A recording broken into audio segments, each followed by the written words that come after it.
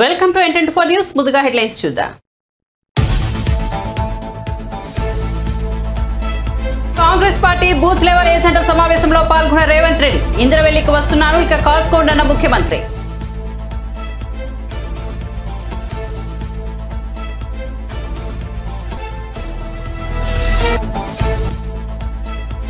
YS Sharmila సంచలన వ్యాఖ్యలు. జగన్ వల్లే వైఎస్ కుటుంబం చీలిపోయింది, దీనికి మా అమ్మ విజయమ్మ సాక్ష్యం అని వెల్లడి.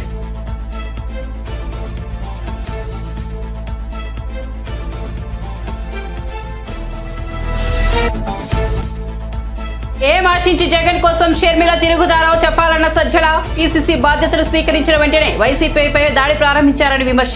షర్మిల ద్వారా చంద్రబాబు మాట్లాడిస్తున్నారని మండిపాటు.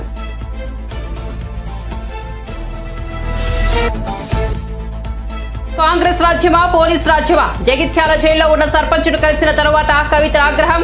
అక్రమ కేసులను చూస్తూ ఊరుకోమని పోరాడతామని హెచ్చరిక.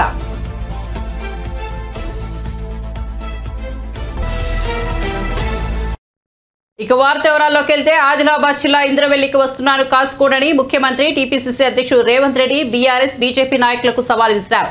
కాంగ్రెస్ పార్టీ బూత్ లెవెల్ ఏజెంట్ల సమావేశంలో ఆయన పాల్గొన్నారు. ఈ సందర్భంగా మాట్లాడుతూ కార్యకర్తలు చెమటోర్చి తెలంగాణలో కాంగ్రెస్ పార్టీని అధికారంలోకి తీసుకొచ్చారని, పార్లమెంట్ ఎన్నికల్లో గెలిపించి ఢిల్లీలోని ఇందిరమ్మ రాజ్యాన్ని తీసుకువద్దామని పిలుపునిచ్చారు. నరేంద్ర మోదీని ఓడించి రాహుల్ గాంధీని ప్రధానిగా చేయాలన్నారు. కార్యకర్తల కష్టం వల్లే తాను ముఖ్యమంత్రిని అయ్యానన్నారు. తన పదవి హోదా కాంగ్రెస్ కార్యకర్తలు ఇచ్చినవే అన్నారు.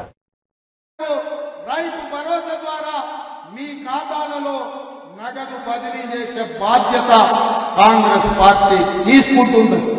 నేను చెప్పదలుచుకున్నా మిత్రులారా, ఒకవైపు సంక్షేమం, ఇంకొక వైపు అభివృద్ధి, మూడవ వైపు కేసీఆర్ చేసిన విధ్వంసాన్ని ఇవాళ మనం అంతా కూడా సరిదిద్దాలి. అక్కడక్కడ రేవంత్ రెడ్డి మేస్త్రి అంటారు. అవును బిడ్డ, నేను మేస్త్రిని. మీరు విధ్వంసం చేసిన తెలంగాణను పునర్నిర్మించే మేస్త్రిని. మీరు నిరుద్యోగ యువకుల జీవితాలతో చెలగాటమాడింది కదా, అందుకే 30 లక్షల మంది తెలంగాణ నిరుద్యోగ యువకుల భవిష్యత్తును తీర్చిదిద్దే మేస్త్రిని తెలంగాణ పబ్లిక్ సర్వీస్ కమిషన్ కి ఇవాళ చైర్మన్లను, సభ్యులను గవర్నర్ గారు అనుమతించారు. ఇవాళ నుంచి వాళ్ళ జీవితాలను పునర్నిర్మించే మేస్త్రిని. ఇదే కాదు బిడ్డ, కాస్కో మిమ్మల్ని 100 మీటర్ల గోతి నుంచి పాతి పట్టి మీకు గోరీ కట్టే మేస్త్రిని, మిమ్మల్ని గోరీ కట్టే మేస్త్రిని నేనే బిడ్డ.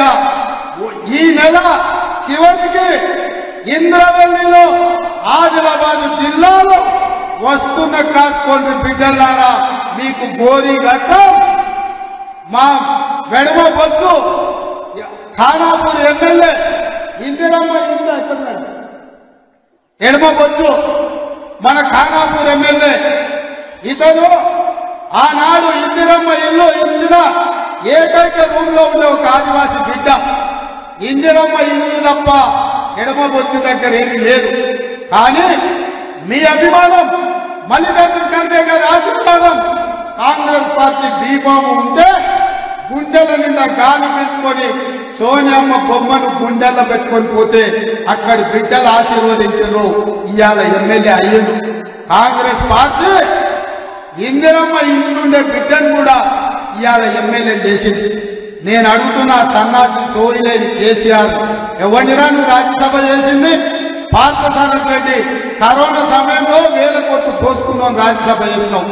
రవిచంద్రాన్ని ఇంకొక ఆయన చేసినావు, గ్రానైట్ వ్యాపారం. దామోదర్ రావు అని ఇంకో ఉన్నావు, రాజ్యసభ చేసినావు. తెలంగాణ రాష్ట్రాన్ని దోసుకున్నాను. ఒక్కనన్నా ఇట్లాంటి ఎమ్మెల్యే చేసినావు అని నేను అడుగుతున్నా. ఇవాళ 64 మందిగా ఇట్లాంటి వాళ్ళు 20 మంది ఉన్నారు. పేదోళ్ళ బిడ్డలు, దళితుల బిడ్డలు, గిరిజనుల బిడ్డలు, ఆదివాసుల బిడ్డలు, బలైన వర్గాల బిడ్డలు ఇవాళ ఇందిరమ్మ రాజ్యాన్ని నమ్ముకుంటే మందుల సామ్యాలు ఉండడేమో.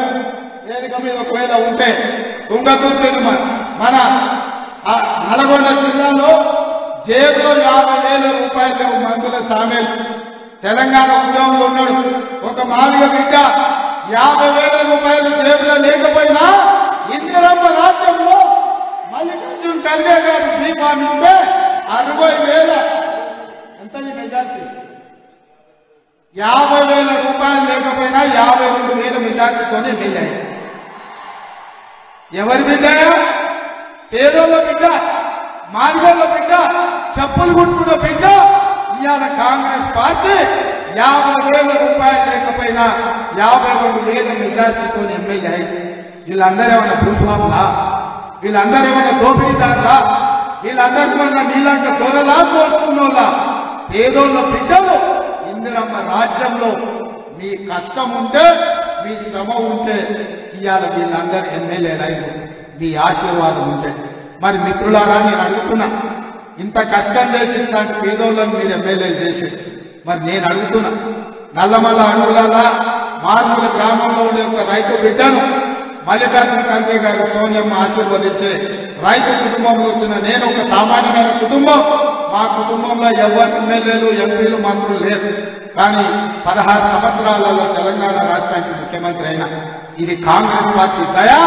కాంగ్రెస్ పార్టీ అండగా నిలబడితే వ్యవసాయ కుటుంబం నుంచి వచ్చిన నేను కూడా ముఖ్యమంత్రి కాగలను. కాంగ్రెస్ పార్టీలో ఎవరైనా ఏదైనా కావచ్చు. మల్లికార్జున ఖర్గే గారి గురించి ఒక మాట చెప్పాలి. ఆనాడు రజాకర్ల దాడిలో చిన్న వయసులో తల్లి చనిపోతే తండ్రి కొడుకును భుజం మీద వేసుకొని పక్క ఊరికి పోయి ప్రాణాలు కాపాడుకొని కష్టపడి చదివిస్తే గ్రామ కమిటీ అధ్యక్షుడి నుంచి మండల స్థాయి నుంచి జాతీయ కాంగ్రెస్ పార్టీ అధ్యక్షుడైండు, 9 సార్లు ఎమ్మెల్యే అయిండు, 2 సార్లు ఎంపీ అయిండు, ఒక్కసారి రాజ్యసభ సభ్యుడైండు.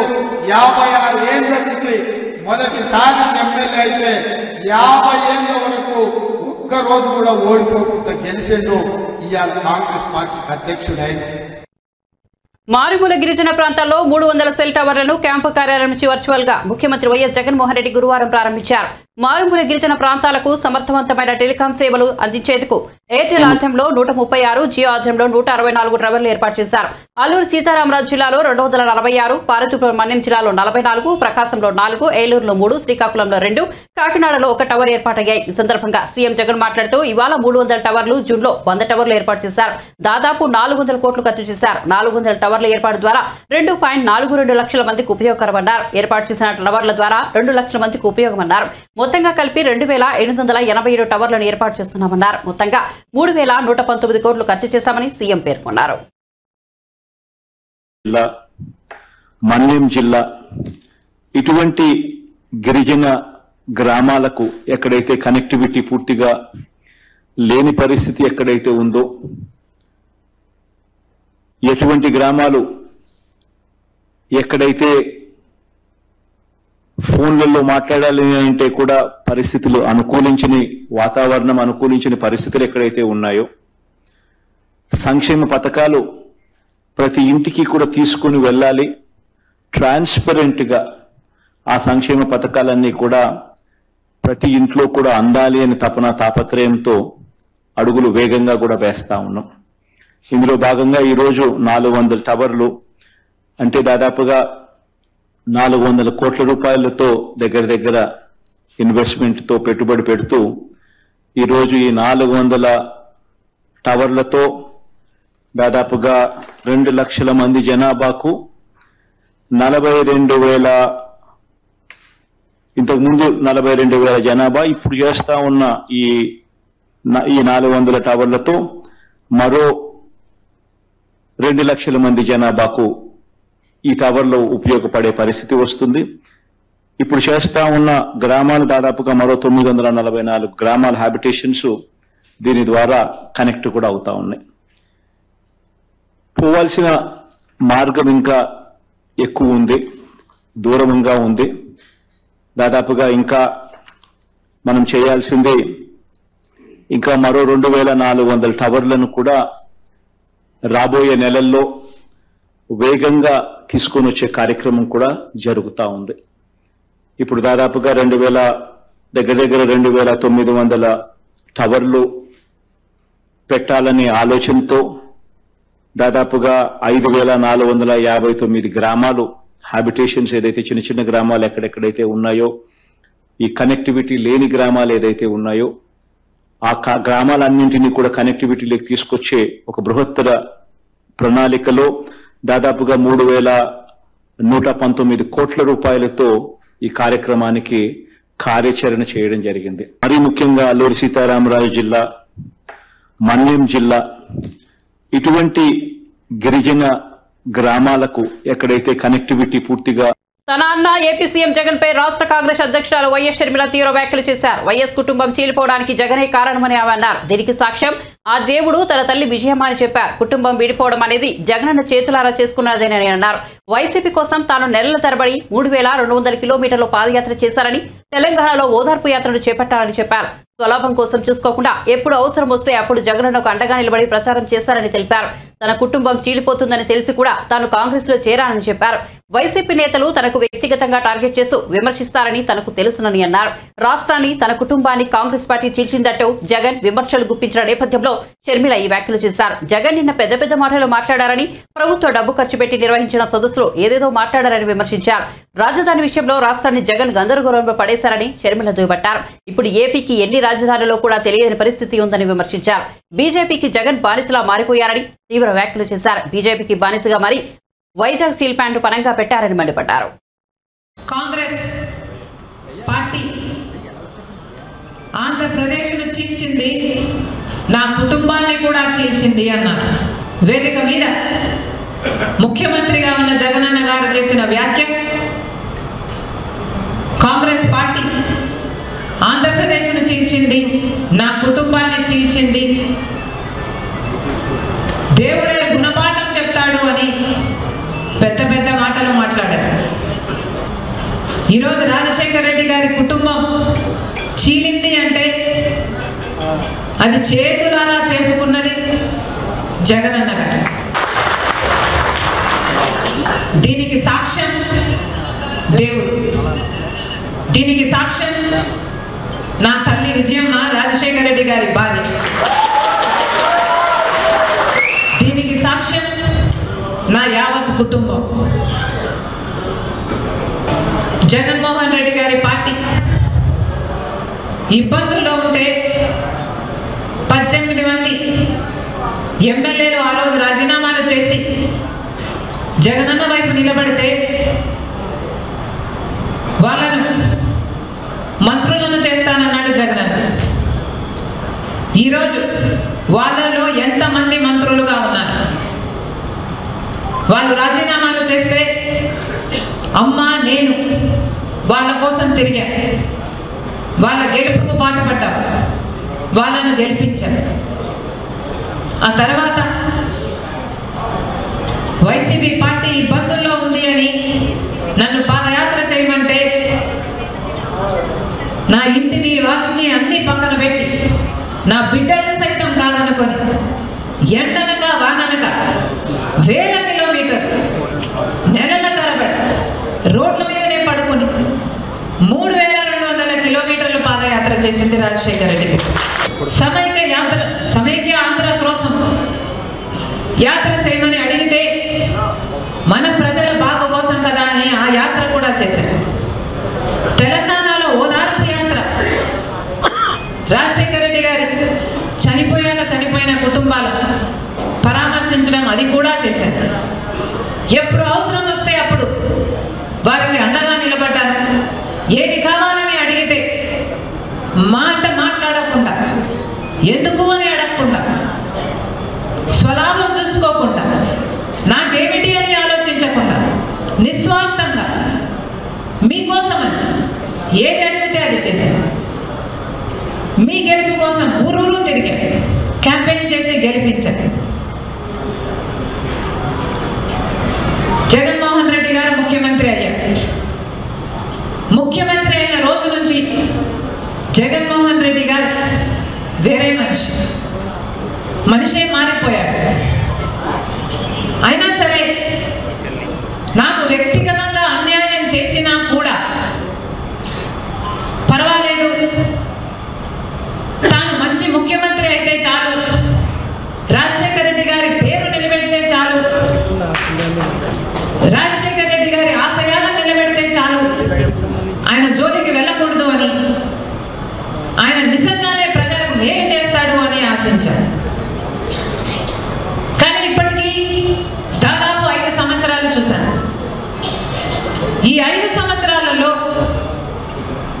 జగన్మోహన్ రెడ్డి గారు ఆయన పార్టీ గెలిచిన ఎమ్మెల్యే గెలిచిన ఎంపీలు మొత్తం అందరూ బీజేపీకి పార్టీకి బానిసలుగా మారారు. బీజేపీ పార్టీకి ఒక్క ఎమ్మెల్యే గెలవలేదు, ఒక్క ఎంపీ కూడా గెలవలేదు. అయినా కూడా ఈరోజు రాజ్యం ఏలుతున్నది మన రాష్ట్రంలో ఏ పార్టీ అని చూస్తే అది బీజేపీ పార్టీ. వైఎస్ఆర్ పాలనకు జగన్ పాలనకు నక్కకు నాగలోకానికి ఉన్నంత తేడా ఉందంటూ ఏపీసీసీ అధ్యక్షులు వైఎస్ షర్మిల తీవ్ర వ్యాఖ్యలు చేసిన సంగతి తెలిసిందే. జగన్ కోసం 3200 కిలోమీటర్ల పాదయాత్ర చేశారని ఆమె వ్యాఖ్యానించారు. కాకినాడలో ఆమె మాట్లాడుతూ జగన్ పై విరుచుకుపడ్డారు. ఈ నేపథ్యంలో ఏపీ ప్రభుత్వ సలహాదారు సజ్జల రామకృష్ణారెడ్డి మీడియాతో మాట్లాడుతూ తనకు అన్యాయం జరిగిందని షర్మిల అన్నారని, ఏం ఆశించి ఆమె జగన్ కోసం తిరిగారో చెప్పారని అన్నారు. షర్మిల చేసిన ప్రతి వ్యాఖ్యకు సమాధానం చెప్పాల్సిన అవసరం లేదని చెప్పారు. వైఎస్ఆర్ కూతురు జగన్ చెల్లెలు అనే ఒక్క కారణంతో షర్మిలకు ఏపీ బాధ్యతలను కాంగ్రెస్ హైకమాండ్ అప్పచెప్పిందని అన్నారు. బాధ్యతలను చేపట్టిన తొలి రోజు నుంచే వైసీపీపై షర్మిల దాడి చేస్తున్నారని చెప్పారు. తెలంగాణలో ఉన్నప్పుడు కాంగ్రెస్ ను తిట్టిన షర్మిల ఇప్పుడు అదే పార్టీలో ఎలా చేరారని ప్రశ్నించారు. వైఎస్ఆర్టీపీ అధ్యక్షురాలుగా ఉన్నప్పుడు మణిపూర్లో క్రిస్టియన్లపై జరిగిన దాడులపై షర్మిల ఎందుకు స్పందించలేదని అన్నారు. షర్మిల ద్వారా టీడీపీ అధినేత చంద్రబాబు ఇలా మాట్లాడిస్తున్నారని చెప్పారు. అది కూడా ఇప్పుడు వైఎస్ఆర్సీపీ ఇక్కడ భారతీయ జనతా పార్టీకి సంబంధించి ఒక స్టూజ్ లాగా ఒక తొత్తులాగా మారిందంటే వాళ్ళకి అప్పచెప్పిందంటే ఎక్కడ ఏ దేంట్లో చెప్పాలిగా. ఇక్కడున్న పథకాలు బీజేపీవే, ఇక్కడున్న ఆలోచన వీటికి అమలు జరుగుతున్న బీజేపీవే. బీజేపీది ఏ రకంగా ఈ స్పెసిఫిక్ దీంట్లో వాళ్లకు ఇదే అయిపోయారు. స్టీల్ ప్లాంట్కి సంబంధించినంత వరకు అది సెంట్రల్ గవర్నమెంట్కి సంబంధించింది. We can suggest, we can try to impress upon it, convince చేయడానికి చేయొచ్చు. అది ముందు నుంచి ప్రయత్నం జరుగుతుంది. ఫస్టే రాశాము. జగన్మోహన్ రెడ్డి గారు అందరికంటే ముందు రియాక్ట్ అయ్యి అక్కడికి డెడికేటెడ్ ఓవర్ సప్లైస్ ఇవ్వడము, వాళ్ళ స్ట్రక్చర్ డెట్ రీస్ట్రక్చర్ చేసి ఫర్దర్ లాంగ్ పీరియడ్ తీసుకొని రావడము, దానికి సెంట్రల్ గవర్నమెంట్ షూరిటీ ఇవ్వడము, అలాగే ల్యాండ్ సర్ప్లస్ ఉన్నవి ఏదైనా కొంత మార్కెటబిలిటీ ఉంటే వాటిని ఇచ్చేసి దానికి అవసరమైన దీన్ని పూల్ చేయడము, ఫండ్స్ పూల్ చేయడము, డెట్ తగ్గించుకోవడము, ఇవి చేసి నిలపండి. ఎందుకంటే ఇది ఎమోషనల్ సంబంధించి సెంటిమెంట్కి సంబంధించింది. దిస్ ఈజ్ నాట్ సంథింగ్ ఏదో జస్ట్ బిజినెస్ వెంచర్ కాదు అని రాశారు. తర్వాత కలిసినప్పుడు చెప్తున్నారు, ఎప్పటికప్పుడు జరుగుతోంది. ఇంతకు మించి వేరే రకమైన పోరాటం ఎవరైనా చేయగలరా? అక్కడ కాదు, కానీ ఆయన సమక్షంలోనే దాన్ని మెన్షన్ చేశారు. ప్రధానితో తాను పార్టిసిపేట్ చేసిన ఉత్తరాంధ్ర జిల్లాల్లో జరిగిన సభలో ఆ స్టేజ్ మీదనే స్పెషల్ స్టేటస్ ఒకటి ఇవి ఒకటి మెన్షన్ చేశారు. మనం డెమోక్రసీలో ఉన్నామా లేక ఇంకెక్కడ ఉన్నామా? స్టేట్ ఏం చేయాలి దీంట్లో? పోరాటం అనేది ఏంటి? దానికి నిర్వచనము, ఆ స్వరూపం ఎట్లుండాలో చెప్తే దాని ప్రకారం ఆలోచించవచ్చు. అవేమీ లేకుండా దాన్ని సాధించలేకపోయారు అంటే దానికి ఆన్సర్ ఏముంటుంది? ప్రయత్నాలు చేస్తున్నారా లేదా? ప్రయత్నం లోపం ఉందా లేదా? సపోర్ట్ చేశారా?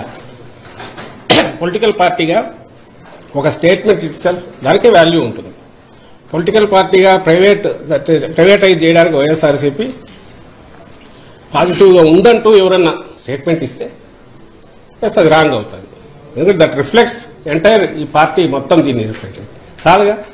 వద్దని చెప్తున్నాము, దానికి ఏ రకంగా దాన్ని అవాయిడ్ చేయొచ్చో కూడా అడ్వైజులు ఇచ్చాము, ఇంప్రెస్ చేయడానికి ట్రై చేస్తున్నాం. అలాగే నిన్ననో ఎప్పుడో చూశాను గంగవరం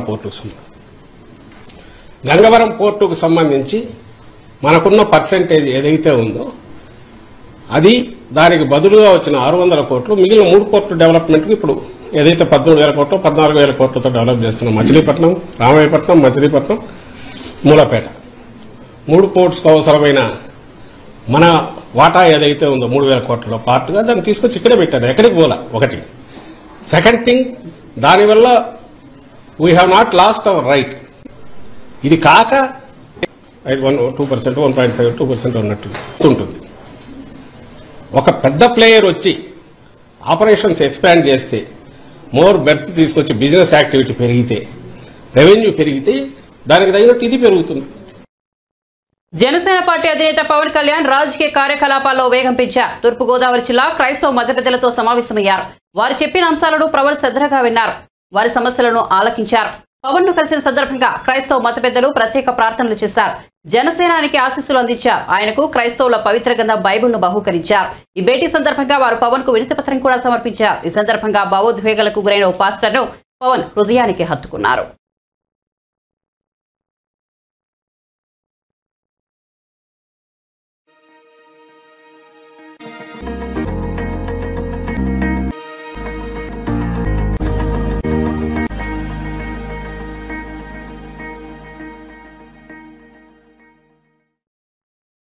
సర్పంచులకు చెల్లించాల్సిన 16 నెలల బిల్లులు 1200 కోట్లను గత ప్రభుత్వం పక్కదారి పట్టించిందని మంత్రి సీతక్క ఆరోపించారు. ఎప్పటికప్పుడు సర్పంచుల బిల్లులు చెల్లిస్తే ఇలాంటి ఇబ్బందికర పరిస్థితి ఉండేది కాదన్నారు. వేములవాడ శ్రీ రాజరాజేశ్వర స్వామిని సీతక్క తన కుటుంబ సభ్యులతో కలిసి దర్శించుకున్నారు.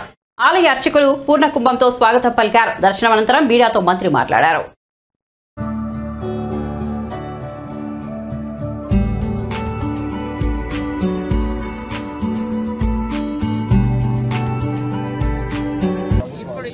ఇప్పటికిప్పుడు ఎన్నికలు నిర్వహించే పరిస్థితి లేదు. దానికి సంబంధించి ఎట్లా చేయాలనేది ఇవాళ రేపట్ల దాదాపుగా 16 నెలల నుంచి మొత్తం దాదాపుగా 1200 కోట్ల పైగా గత ప్రభుత్వం బిల్లులన్నీ సైడ్ ట్రాక్ పట్టించింది, వాడుకున్నది, వేరే దిక్కు వాడుకున్నది. ఇప్పుడు మేము వచ్చినాము, జీతాలు ఇచ్చుకోవడానికి కూడా అక్కడ ఏం లేదు వాస్తవానికి. అవన్నింటిని కూడా సరి చేసుకుంటూ కనీసం 5వ తారీఖు లోపు ఉద్యోగుల జీతాలు ఇవ్వడము, పెన్షన్లు ఇవ్వడము ఇప్పుడు కార్యక్రమం. మీరు ఇది ఇస్తానని చేయలేదు అంటారు. మేము ఎక్కడ కూడా ఒక్క రూపాయి కూడా రాష్ట్ర ప్రజల యొక్క ఆస్తులను కానీ అంటే ప్రభుత్వం యొక్క డబ్బును కానీ మా సొంత ప్రయోజనాలకు, మాకు ఇష్టానికి, మా నచ్చిన అంటే కట్టడాల కోసం మేము ఎక్కడ కూడా వాడలేదు. మీరు చూస్తున్నారు, ప్రతి రూపాయి కూడా ప్రజా సంక్షేమం కోసమే వాడుతున్నాం. ఖచ్చితంగా దశల వారీగానైనా వాళ్ళ కష్టాలు తీర్చాలని మేము ఆలోచనలో ఉన్నాం. అనేక సందర్భాల్లో కూడా రివ్యూలలో కూడా చేస్తున్నాము. సర్పంచులకు రావాల్సినటువంటి ఏదైతే బిల్లులు ఉన్నాయో ఇస్తున్నాం. కానీ ఇలా వాళ్ళు మాట్లాడుతున్నారు, మేము రాగానే గొంతు విప్పుతాం. ఇదే గొంతు మేము అసెంబ్లీలో విప్పితే సర్పంచులకు ఒక్క రూపాయి ఇచ్చేది లేదని అన్నారు. మీకు తెలుసు. ఇప్పుడు ఇక్కడ ఉన్నటువంటి నాయకులు మేము అడుగుతాను. ఆ డబ్బులన్నీ కూడా ఎప్పటికప్పుడు వాళ్ళు స్టేట్ ఫైనాన్స్ వచ్చినటువంటి ఏవైతే ఉన్నాయో అవన్నీ వాళ్ళకి ఇచ్చేస్తే ఇంత ప్రాబ్లం ఉండకపోవు వాస్తవానికి. కాబట్టి ఆ ప్రాబ్లం క్రియేట్ చేసింది గత ప్రభుత్వం. ఇప్పుడు సాల్వ్ చేయడానికి మేము 100% ప్రయత్నం చేస్తాం. ఇప్పుడు రేపు రాబోయే కాలంలో 2500 ఉమెన్కి కానీ, కరెంట్ కానీ, గ్యాస్ కానీ ఇవన్నీ కూడా చేస్తున్నాం. ఒక్క గ్యారంటీని మేము స్టార్ట్ చేస్తే గోలు పెడుతున్నారు. మీరు చూస్తున్నారు, ఆడోళ్ళు అనుకుంటారు బస్సులల్లో, అలా కూడా వాళ్ళు క్రియేట్ చేస్తున్నారు. కొంతమంది అట్లా కొట్లాటలు పెట్టడంలో కూడా కొంతమంది వాళ్ళ టీములను పంపించి, అంటే ఆడవాళ్ళ మీద గత ప్రభుత్వానికి ఎలాంటి ఆలోచన ఉందో మీకు తెలుసు. ఇవాళ ఇక్కడి నుంచి హైదరాబాద్కు ఆటో పోతుందా? మరి అట్లాంటివి కూడా అడ్డుకునే ప్రయత్నం చేస్తున్నారు. రాష్ట్రంలో ఉన్నటువంటి మా అక్కలు చెల్లెళ్ళు అర్థం చేసుకోవాలి. ఇది కాంగ్రెస్ రాజ్యమా, కాకిల రాజ్యమా? రాజకీయంగా ఎదుర్కోలేక కేసులు పెట్టారు. కాంగ్రెస్ అధికారంలోకి రాగానే ఎమ్మెల్సీ జీవన్ రెడ్డి కక్షపూరితంగా బీఆర్ఎస్ సర్పంచులపై కేసు పెట్టించారని బీఆర్ఎస్ ఎమ్మెల్సీ కల్వకుంట్ల కవిత గురువారం ఆరోపించారు. అక్రమ కేసులను చూస్తూ ఊరుకోమని, పోరాడతామని హెచ్చరించారు. కార్యకర్తలను కాపాడుకుంటామని ధైర్యం చెప్పారు.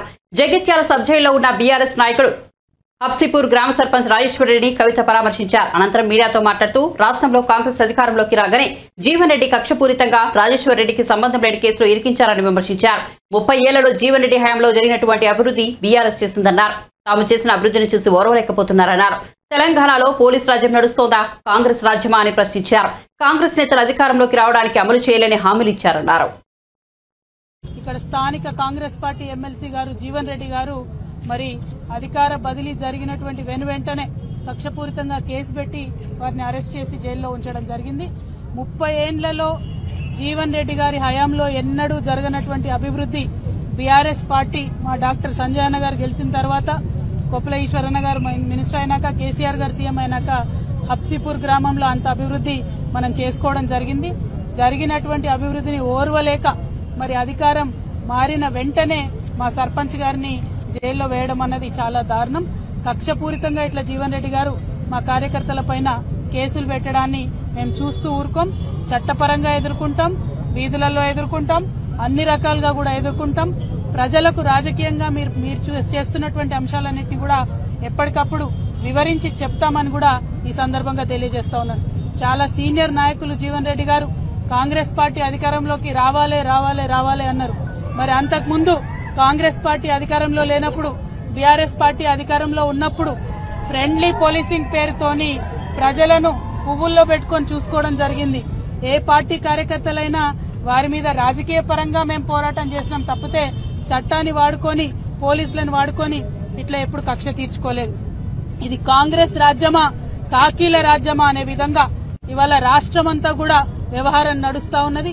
ప్రతి నియోజకవర్గంలో ప్రతి చోట కూడా ఇటువంటి వైఖరిని కాంగ్రెస్ పార్టీ ప్రదర్శిస్తా ఉన్నది.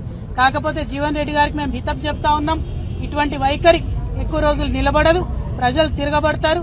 ఇప్పుడు మీరు వాగ్దానం చేసినటువంటి అమలు చేసేటటువంటి ప్రయత్నం చేయండి. మీరు అలవి కాని వాగ్దానాలు చేసి అధికారంలోకి వచ్చినారు, వాటిని అమలు చేయండి, ప్రజల కోసం పనిచేయండి. కానీ ఇతర పార్టీ నాయకులు కార్యకర్తల మీద కక్షపూరితంగా వ్యవహారం చేస్తే ప్రజలే దాన్ని తిప్పికొడతారు. తెలంగాణ ప్రజలందరికీ కూడా వినమ్రంగా మేము విజ్ఞప్తి చేస్తా ఉన్నాం. పార్లమెంట్ ఎన్నికల తర్వాత బీఆర్ఎస్ మనుగడ ప్రశ్నార్థకమని మంత్రి ఉత్తమ్ కుమార్ రెడ్డి జోస్యం చెప్పారు. రాష్ట్రంలో ఏ పార్లమెంట్ నియోజకవర్గంలోనూ కాంగ్రెస్ కు బీఆర్ఎస్ పోటీ కాదన్నారు. లోక్సభ ఎన్నికల్లో తెలంగాణలో కాంగ్రెస్ 13-14 స్థానాలు గెలుస్తుందని ధీమా వ్యక్తం చేశారు.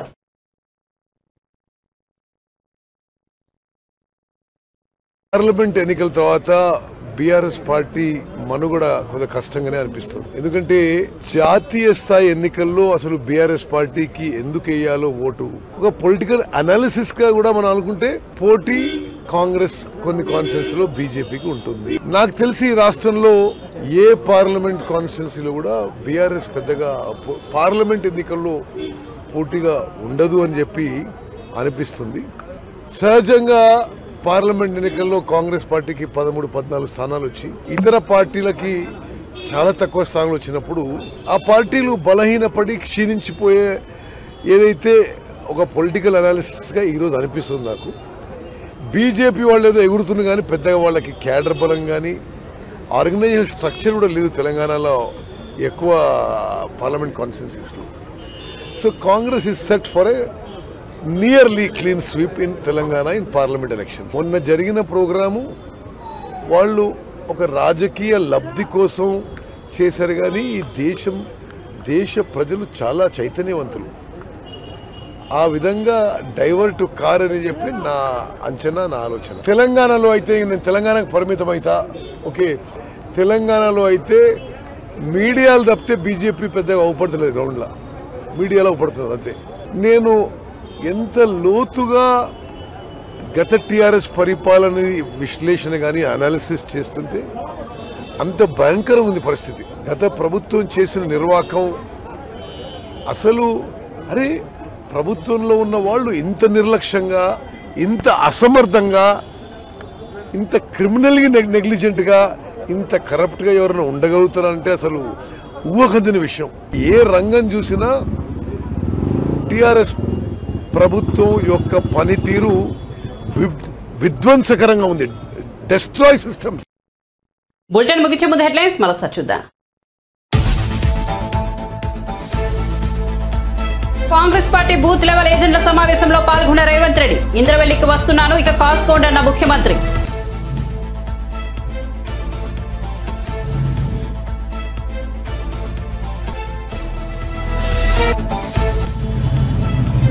వైఎస్ షర్మిల సంచలన వ్యాఖ్యలు. జగన్ వల్లే వైఎస్ కుటుంబం చీలిపోయింది, దీనికి మా అమ్మ విజయమ్మ సాక్ష్యమని వెల్లడి.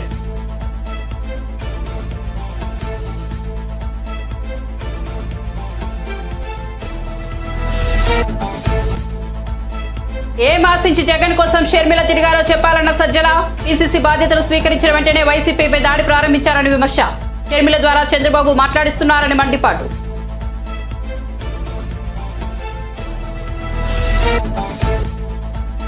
కాంగ్రెస్ రాజ్యమా పోలీస్ రాజ్యమా? జగిత్యాల జైల్లో ఉన్న సర్పంచుడు కలిసిన తరువాత కవిత ఆగ్రహం. అక్రమ కేసులను చూస్తూ ఊరుకోమని, పోరాడతామని హెచ్చరిక.